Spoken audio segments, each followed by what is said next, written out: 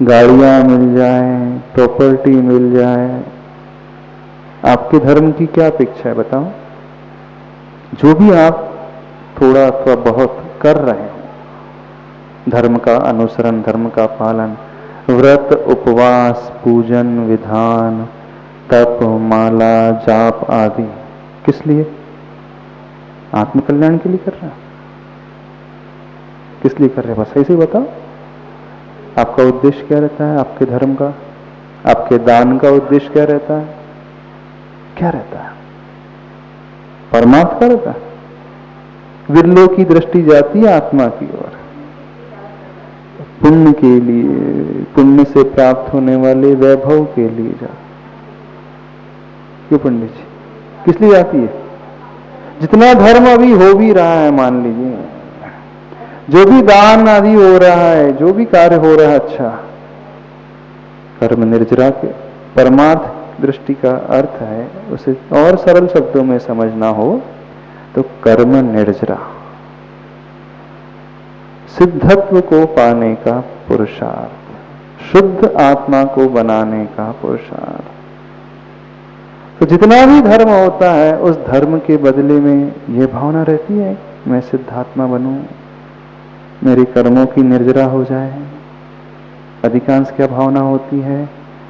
अगले भाव में मुझे अच्छा शरीर मिले, अच्छा कुल मिले, अच्छा पद मिले, अच्छे श्रेष्ठी क्या मेरा जन्म हो जाए, अथवा स्वर्ग का वह वैभव मुझे मिल जाए। ये होती है ना? नहीं होती। अभी जो पति मिला है, इससे भी अच्छा पति मिले, सुंदर पति मिले, मालदार पति मिले, मेरे आगे पीछे चलने वाला मिले, मेरी आज्ञा में रहने वाला मिले। नहीं होती भावना? कौन सी? अच्छा, अगले भाव में कौन कैसे पति को चाहते हो? जैसा मिला वैसे ही उसे सेटिस्फाइड हो? ठीक, फिर एज इट इज सेम कि सम इससे बेटर? चलो हम पूछ रहे हैं, जो है वो एज इट इज कि इससे समथिंग बेटर होना चाहिए? इससे बेटर होना चाहिए कि नहीं? अच्छा, कितनी महिला ये भावना भाती कि पति मिलना ही नहीं चाहिए?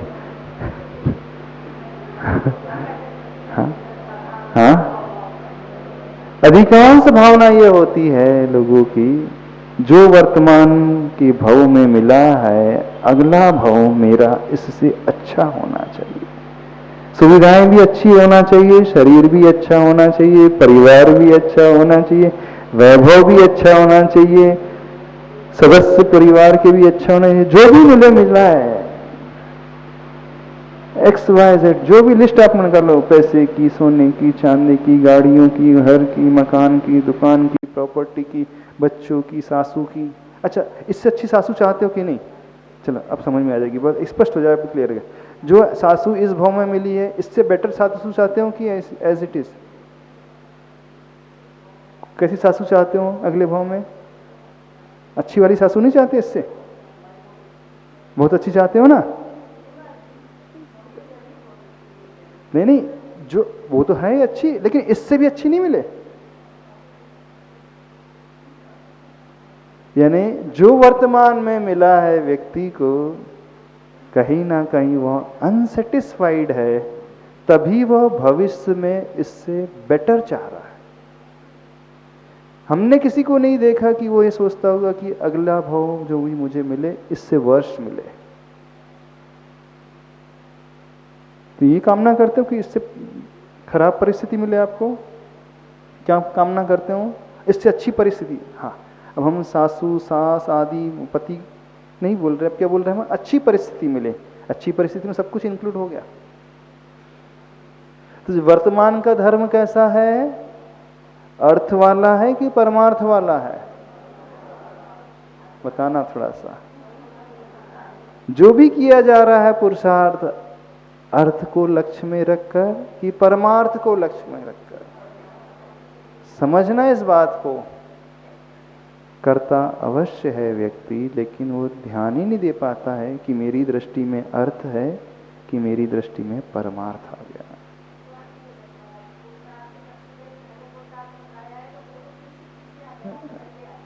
कौन सा पुरुषार्थ? नहीं तो अनादि काल से वही तो करते हो, अर्थ पुरुषार्थ और काम पुरुषार्थ में लगे हैं। और जिसे आप अथवा जिसे दुनिया धर्म पुरुषार्थ समझ रही है, थोड़ा झांक करके देखना हमारा धर्म पुरुषार्थ सही है भी कि नहीं है। धर्म पुरुषार्थ वह सही माना जाएगा जिसका लक्ष्य परमार्थ हो, और लक्ष्य अर्थ और काम भोग आ गए तो वह धर्म पुरुषार्थ है ही नहीं। वो क्या है? दुखमेव वा, दुख ही है, क्योंकि इसके द्वारा आने वाली गतियां जो हैं नरक आदि होती है, और वहां सिर्फ दुख मिलते हैं। समझ में आ रहा? नहीं आ रहा? तो है आपका धर्म परमार्थ को लिए हुए, तो इस बात को करें। कटु सत्य है कि अर्थ की आंखें परमार्थ को देख नहीं सकती, अर्थ की लिप्सा ने बड़े बड़ों को निर्लज्ज बनाया है। आगे चले 192 पेज में। यह बात निराली है कि मौलिक मुक्ताओं का निधान सागर भी है, कारण मुक्ता का उपादान जल है, यानी जल ही मुक्ता का रूप धारण करता है। Page number 193। तथापि इस विषय पर विचार करने से विदित होता है कि इस कार्य में धरती का ही प्रमुख हाथ है। जल को मुक्ता के रूप में ढालने में शुक्ति का सीप कारण है, और सीप स्वयं धरती का अंश है। स्वयं धरती ने सीप को प्रशिक्षित कर सागर में प्रेषित किया है। जल को जड़त्व से मुक्त कर मुक्ता फल बनाया है। पतन के गर्त से निकालकर उत्तुंग उत्थान पर धरना धरती धारिणी धरा का ध्येय है। यही दया धर्म है, यही जिया कर्म है। शायद कुछ भी समझ में नहीं आया होगा। आया? आया? नहीं आया? कितने लोगों को समझ में आई ये पंक्तियां, ये पृष्ठ चाचर क्लियर कर देते हैं। धरती की बात चल रही थी, सागर की बात चल रही थी। धरती के परिणाम देखना, कितनी दयामय परिणाम उसके हैं। यह बात निराली है कि मौलिक मुक्ताओं का निधान सागर भी है, कारण मुक्ता होते हैं मोती, और जो मौलिक यानी जहाँ से मोती पैदा होते हैं, तो उन मौलिक मुक्ताओं का निधान यानी स्थान कौन सा है? सागर भी है, कारण मुक्ता का उपादान जल है। यानी मोती कैसे बनता है? एक शब्द यहां पर आया उपादान, और एक शब्द आपने सुना होगा निमित्त। उपादान किसे कहते हैं और निमित्त किसे कहते हैं? कोई हमें बताएगा उपादान क्या कहलाता है? कई बार आपने सुना होगा जैन आगम में, जैन सिद्धांत में उपादान प्रधान दृष्टि होना चाहिए, निमित्ताधीन दृष्टि नहीं होना चाहिए। सुना ये वर्ड? नहीं सुना? उपादान सुना है कि नहीं? हाँ, तो उपादान का क्या अर्थ होता है? कौन हमें बताएगा? हम स्वयं।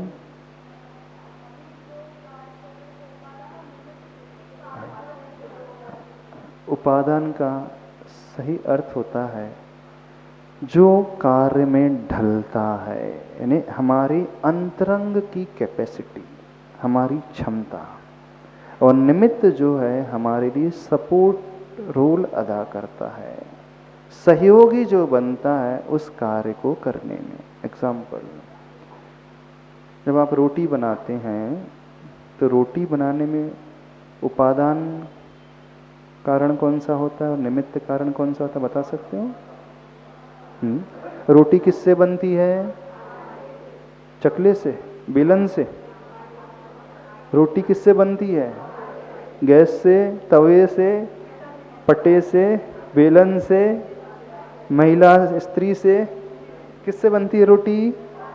सबसे। हाँ, यदि घर में महिला है, पटा है, बेलन है, तवा है, गैस है, और उसने मिट्टी लाई, हाँ, मिट्टी को पानी में मिलाया और मिट्टी को उसन लिया और बेल लिया अथवा हाथ से तवा, तो रोटी बन जाएगी। तो तवा भी है, गैस भी है, सब कुछ तो है। हाँ, तो मिट्टी कभी भी रोटी में तो नहीं ढल सकती ना, तो रोटी में क्या ढलेगा? गेहूं का जो आटा है वो ही रोटी में ढल सकता है।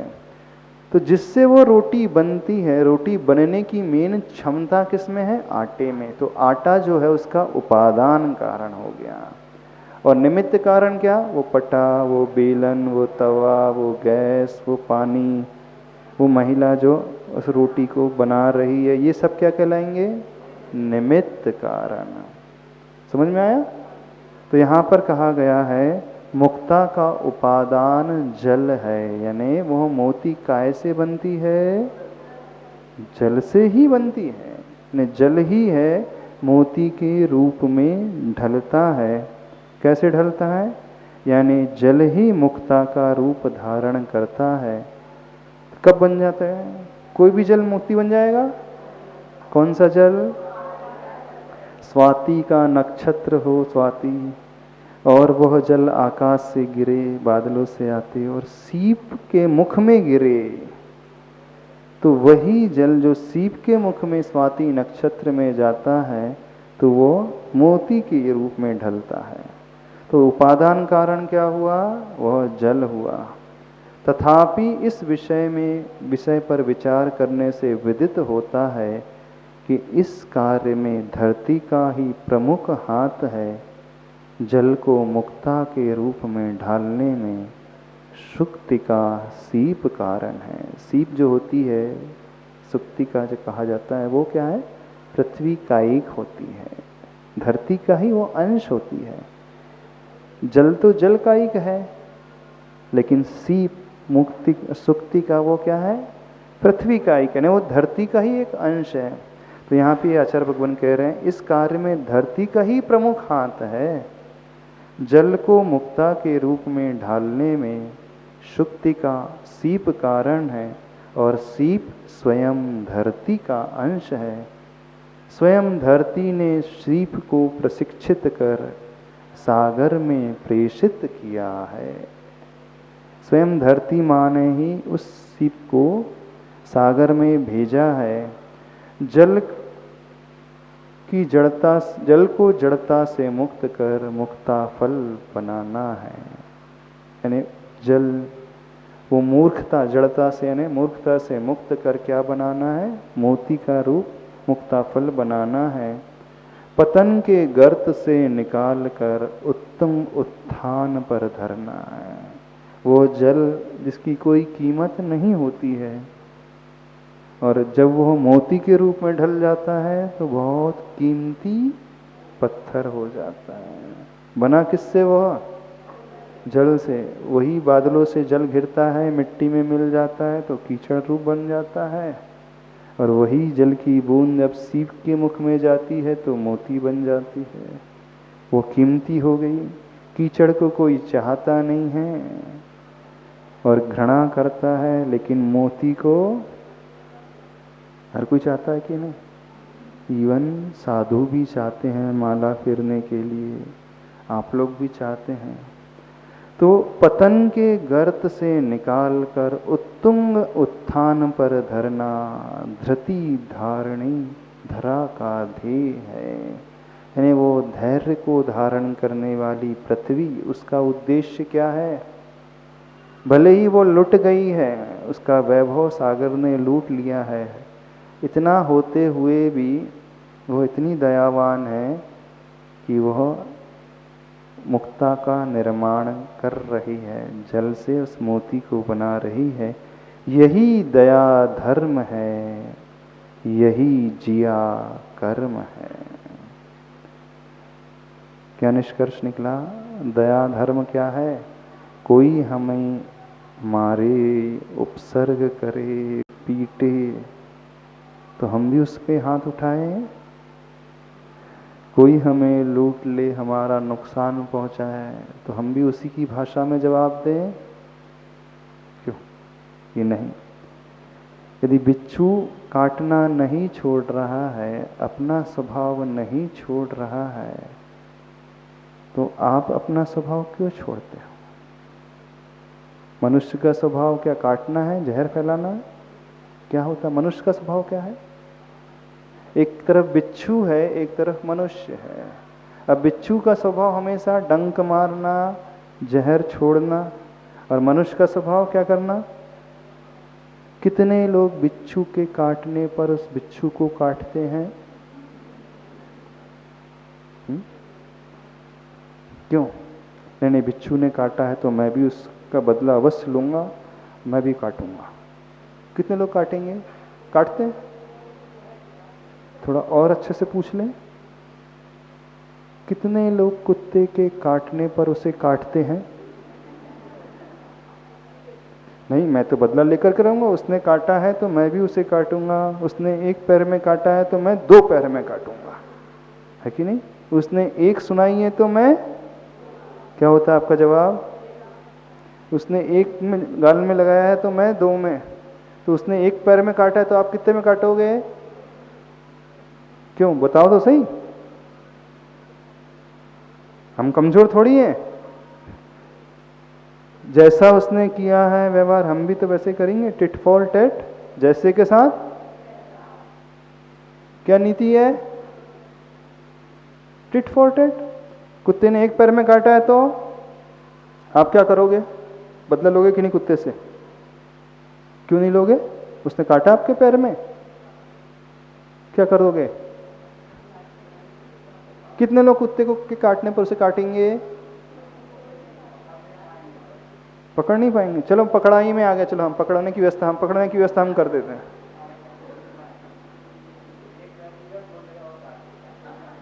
नहीं, इसके पैर बांध दे दिए, चलो पट्टा बांध कर तैयार है, अब काट नहीं सकता। चलो कितने लोग काटेंगे उसे? नहीं, ऐसा नहीं। टिट फॉर टैट होना चाहिए कि नहीं, बताओ। टिट फॉर टैट क्या कहता है? ये प्रिंसिपल क्या कहता है? जैसे के साथ। उसने काटा है तो आप भी काटोगे कि नहीं? उसने पत्थर मारा तो आप भी पत्थर मारते हो कि नहीं? उसने गाली दी तो आप भी गाली देते हो कि नहीं? उसने तमाचा मारा तो आप भी तमाचा मारते हो कि नहीं? वो अपशब्द कहता है तो आप भी कहते हो ना अपशब्द। यही होता है कि नहीं?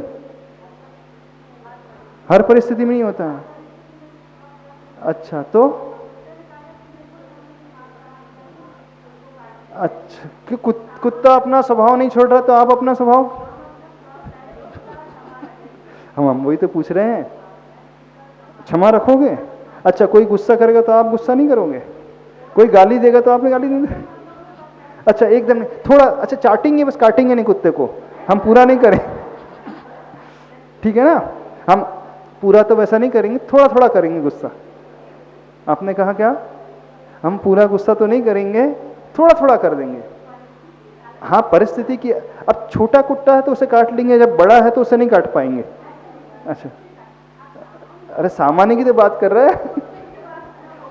क्यों? हम वही तो सामान्य तो बात कर रहे हैं। अच्छा, बड़ा आदमी है, हम उसका जवाब नहीं दे सकते तो चुप बैठ जाएंगे, भाई बहुत बड़ा आदमी है, नुकसान हो जाएगा इसका, शांति से बैठ जाओ। छोटा है, दबा सकते हैं तो अपन उसको निपटा देंगे, यही होता है ना? छोटा है तो उसे निपटा देंगे, बड़ा है तो शांति से बैठ जाएंगे, नुकसान होगा, बड़ा व्यापारी है, इसी से बिजनेस चलता है, तो झगड़ा मोल लो फालतू, अपना नुकसान हो जाएगा।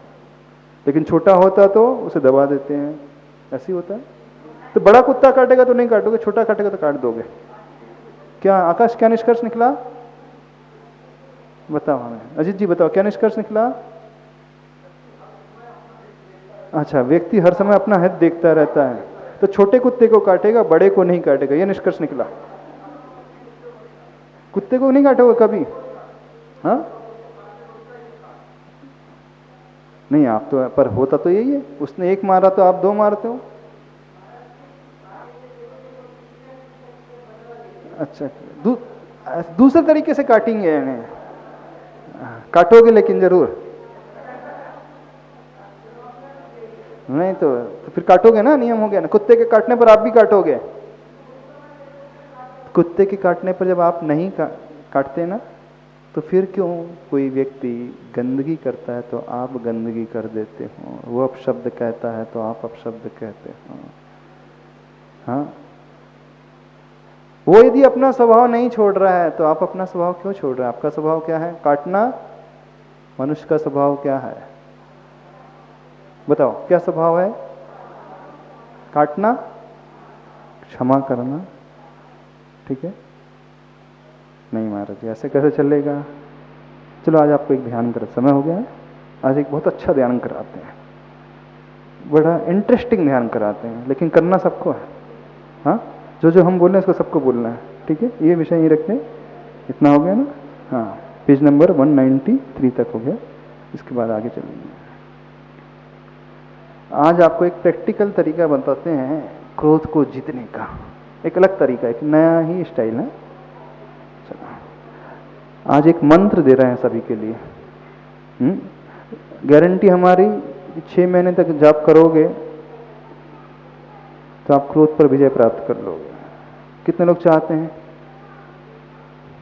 लेकिन इस जाप का ढंग थोड़ा सा अलग हुआ, धीरे धीरे नहीं है, जोर से करना है। मंत्र हम बता रहे हैं। चलो आंखें बंद करो, गहरी सांस लें।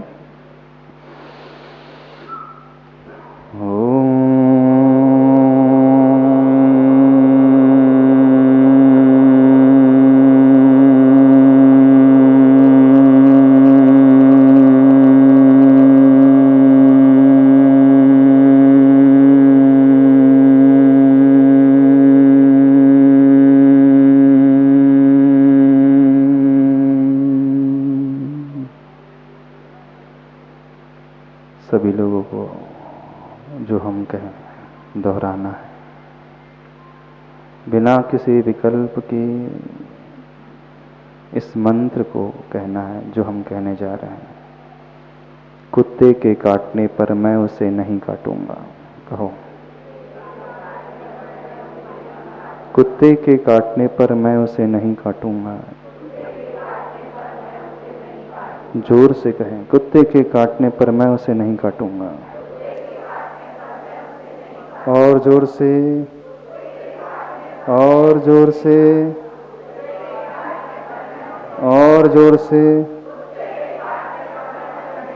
बिना हंसे जोर से बोलें, कुत्ते के काटने पर मैं उसे नहीं काटूंगा, कुत्ते के काटने पर मैं उसे नहीं काटूंगा। और बोलो, जोर से बोलो, स्पीड से बोलो, और तेजी से, और तेजी से, और तेजी से, और तेजी से, और तेजी से, स्पीड से कहो, स्पीड से, आवाज नहीं आ रही है, स्पीड से कहो, और स्पीड से कहो, आवाज नहीं आ रही, बोलो बोलो, कुत्ते के काटने पर मैं उसे नहीं काटूंगा, कुत्ते के काटने पर मैं उसे नहीं काटूंगा, कुत्ते के काटने पर मैं उसे नहीं काटूंगा। और कहो, जोर से कहो, और जोर से कहो। शांति, दृष्टि अपने हृदय की ओर लेके, अपने विचारों को देखें। मैं एक मनुष्य हूं, मेरा स्वभाव अलग है, सामने वाले का स्वभाव अलग है। मेरी प्रतिक्रिया उस क्रिया पर आधारित नहीं, मैं अपने स्वभाव के अनुरूप प्रतिक्रिया करता हूं।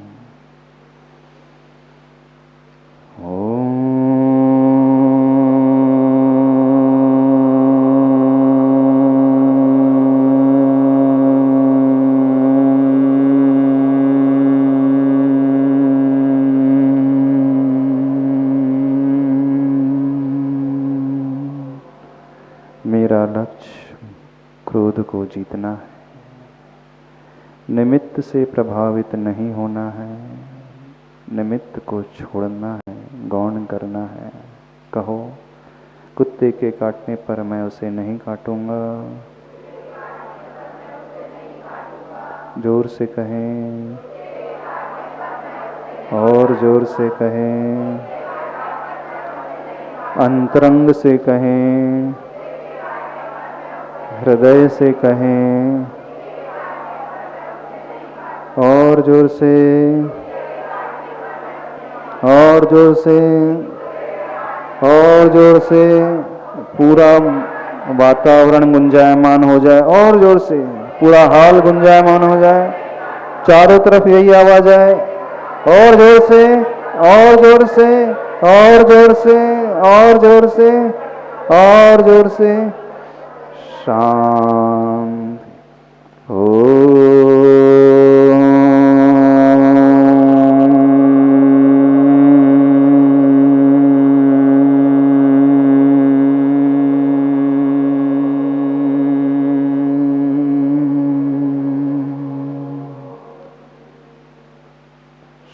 होकर अपने विचारों को देखें। मैं दूसरों से अप्रभावित हूँ, शांत हूँ, आनंद में हूँ, प्रसन्न हूँ, प्रशांत स्वरूप हूँ। बोलिए महावीर भगवान की। अपने दोनों हथेली को रगड़कर पूरी ऊर्जा को लें। सही सही बताना कितने लोग अंतरंग से कर रहे थे कि मजाक कॉमेडी कर रहे थे। चलो, जावाणी के ज्ञान से सूझे लोकालोक, सोवाणी मस्तक धर्म सदा देत।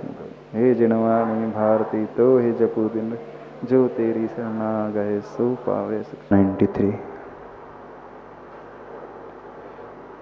यही दया धर्म है, यही जिया कर्म है। दया में परिणाम ही धर्म होता है। प्रसंग उस धरती माँ का चल रहा था। यही जिया कर्म है। जिया कर्म है, अर्थ समझ में आया?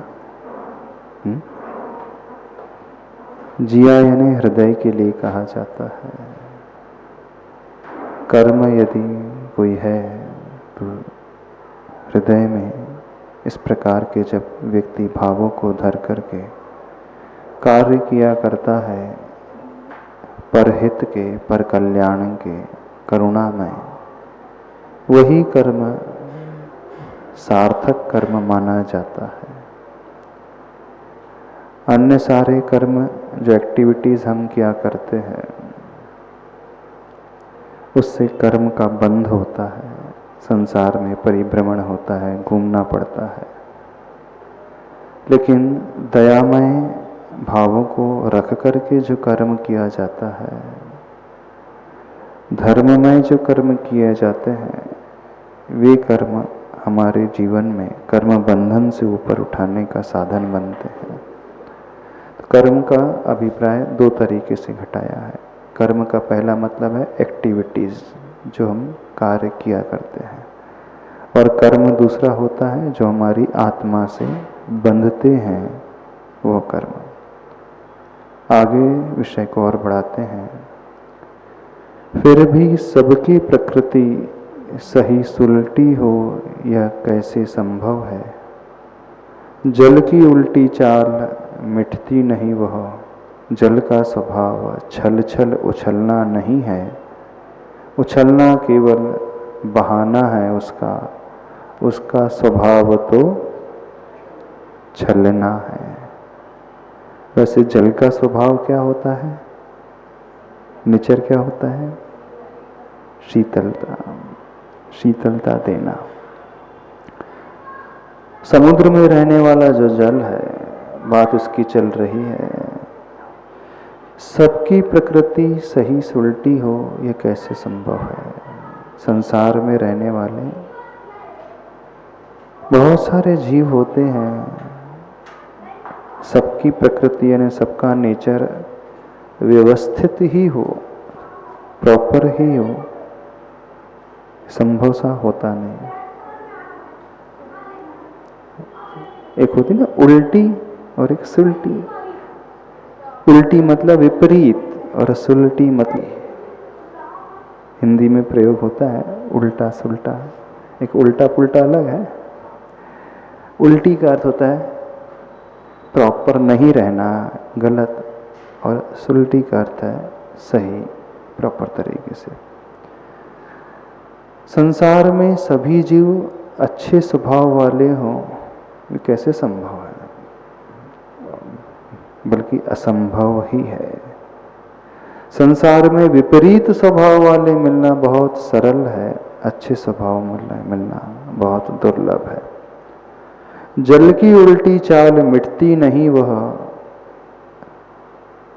जल का स्वभाव छल छल उछलना नहीं है, उछलना केवल बहाना है उसका, उसका स्वभाव तो छलना है।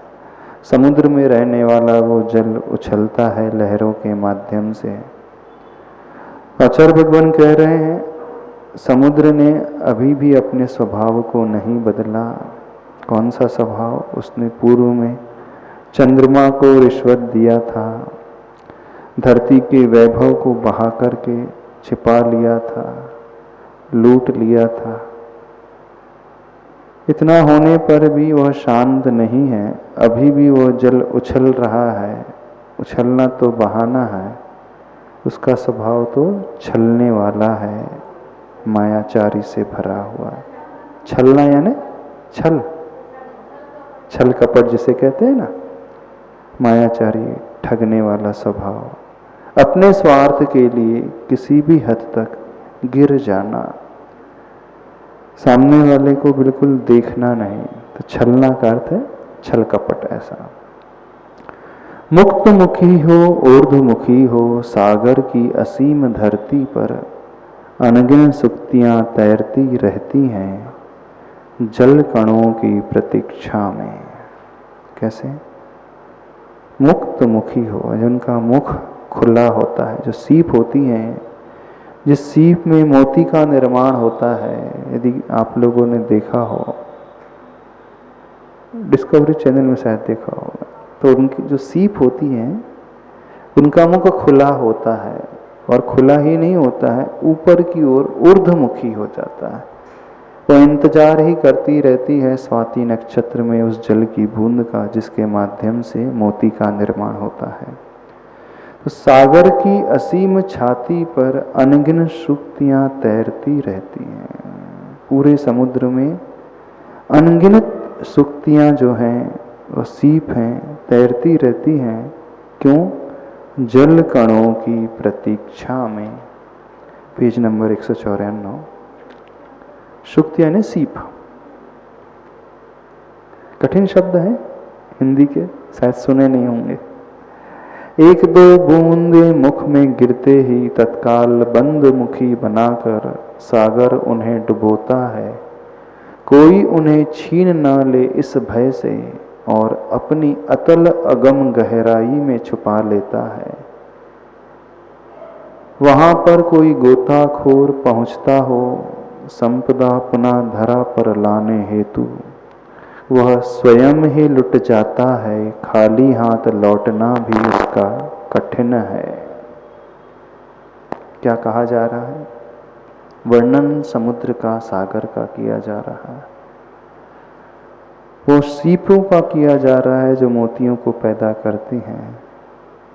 तो सीप के मुख में बूंदे जाते ही सीप का मुख अपने आप बंद हो जाता है, और जब बंद हो जाता है तो वो सीप भारी हो जाती हैं।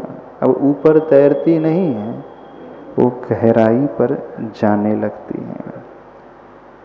और आचार्य भगवान कल्पना कर रहे हैं, सागर उन्हें डुबोता है इस भय से कोई उन्हें छीन ना ले, और अपनी अतल अगम गहराई में छुपा लेता है। और उन मोती को, सीप को लेने के लिए कोई गोताखोर पहुंचता भी हो तो संपदा पुनः धरा पर लाने हेतु, संपदा तो उसे मिलती नहीं है, वो स्वयं ही लुट जाता है। खाली हाथ लौटना भी उसका कठिन है। क्या कहा जा रहा है? समझ में आ रहा है विषय? अभी तो जो विषय प्रासंगिक है समुद्र का, सीप का, गोताखोर का, लेकिन उसके पीछे जो भाव छिपे हैं उसे समझने की कोशिश करना। पहले पूरा पैरा कर लेते हैं, उसके बाद होते हैं। दिन रात जागृत रहती है यहाँ की सेना, भयंकर विषधर अजगर मगरमच्छ स्वच्छंद संपदा के चारों ओर विचरण करते हैं। अपरिचित सा कोई दिखते ही साबुत निकलते हैं उसे, यदि वह पकड़ में नहीं आता है वो तो क्या वातावरण को विषाक्त बनाया जाता है, तुरंत विष फैलाकर। यही कारण है कि सागर में विष का विशाल भंडार मिलता है। इसे विशल कम कर देना, विशल कम कर।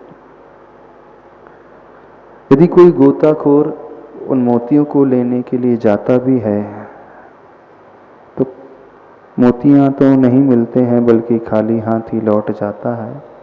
और क्या क्या उसे भुगतना पड़ता है समुद्र में।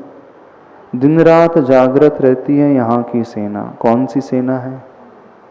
मगरमच्छ है, भयंकर विषधर हैं, शार्क हैं, अजगर हैं, स्वच्छंद विचरने वाले जीव हैं। और वो कहाँ घूमते रहते हैं? समुद्र की गहराइयों में, जहाँ पर रत्न छिपे हैं। वो इसलिए घूम रहे हों मानो उसकी रक्षा के लिए तैनात सैनिक ही हों।